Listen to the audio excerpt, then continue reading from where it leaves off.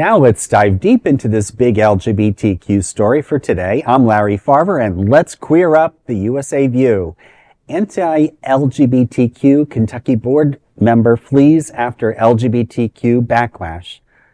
A Kentucky school board meeting turned tense this week when community members confronted board member Donald Yarber over his anti-LGBTQ Facebook posts. Yarber, who has served in the Union County Public Schools Board since 2021, wrote in a now deleted post, quote, "Keep letting those queers influence the minds of your children. They won't have any sickness except AIDS, mental instability, suicidal thoughts, jobs, wealth, self-respect, or righteousness," end quote. Outraged parents, teachers, and residents packed the meeting where dance teacher Mark Lamb delivered a powerful rebuke. As tensions rose, Yarber abruptly stood up and left, with parents calling after him. The school board later distanced itself from Yarber's remarks, stating, quote, "The views expressed on personal social media accounts by staff or board members are not representative of our official values or our positions of the school district or Board of Education," end quote. UCPS also made it clear that it does not have the legal authority to regulate staff's actions, and as an elected official, Yarber cannot be removed by the district. In an unsurprising move, the next day, Yarber went to social media platform posting, quote, "Once again, the gay community has been allowed to say it's okay to be gay, and I have not been allowed to say, no, it's not." Well, I'm glad that the people stood up, put him in his place, and he'll eventually die off and disappear. Yeah. Go ahead. No, go ahead. No. But it's just scary to think that there are people who are in elected positions representing education. And while our Department of Education is possibly at risk of being dismantled by our standing president of the United States, that there are some people who have reason in this world and that they're fighting the fight. The deep red infiltration, the deep conservative infiltration of the local education boards have been well documented at this point. Mm-hmm. They penetrate every county. They use scare tactics to convince parents and voters that somehow, they will bring order. And the first order is always, say something offensive and then cry victim when people scream at him back. Yes, you have the right to express your disgusting opinions.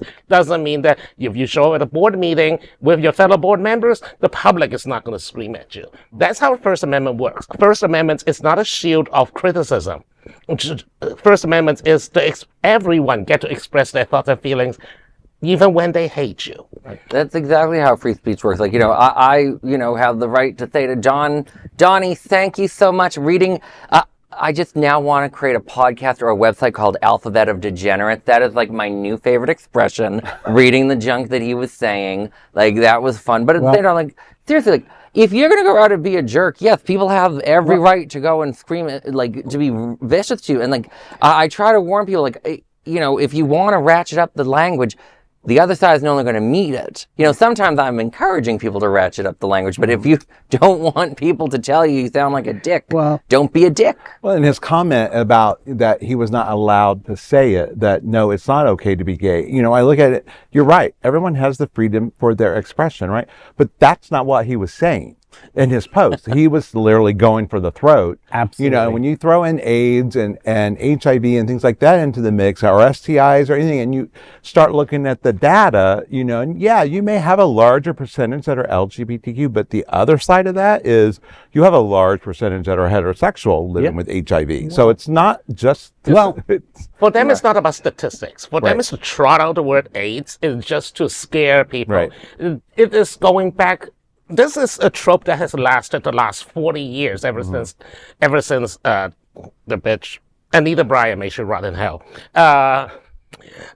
She is the one who started like gays are pedophiles, gays are ridden with diseases, gays are and Paul Cameron and all the other homophobic so-called researchers that trot out fake pseudo-scientific studies that convince people that like, oh, gays only live till 40 years of age, I mean, I bet you go to Winter Manors. Like, there's so many gay elders there. I look like a twink. Well, I love looking at the elders there.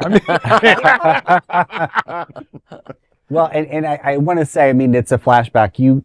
Some of our anchors here may be too young, but I had a flashback while we were having a discussion on this to the classic song Harper Valley PTA, which I believe they turned into a movie later with Barbara Eden. And I'm thinking this Yarber guy probably has a whole closet of hypocrisy and his allies that are against us. And if you scratch the surface, we could have a field day if we wanted to. But I think probably the people who were opposed to him are a little more professional than that. Yeah. They called him out on the meeting, but it would be fun to scratch the surface and see what kind of hypocrite he is. Yeah. Wow. Well, that is a big LGBTQ story for today. There is no other queer nonprofit media platform like this in the entire world. Support our LGBTQ stories by subscribing and